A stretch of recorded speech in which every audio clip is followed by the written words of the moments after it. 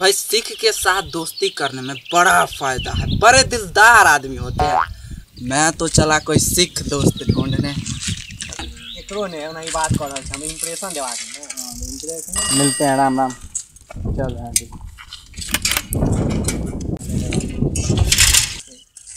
Hello Abhinav Jha and you? Parminder Singh, Ravinder Singh, Surpreet Singh, Vikas Singh. अरे नहीं यार, अरे तो नाम का है तुम्हारा? हाँ वही तो बता रहा हूँ पाजी, तुसी बोलने दोगे तब तो मैं बोलूँ। अच्छा अच्छा बोलो बोलो बोलो, क्या नाम? मेरा नाम मोहम्मद मासूम खान है जी, पंजाब से हूँ जी मैं। अबे तो जब मुसलमान है तब पगड़ी काहे का पहने हो?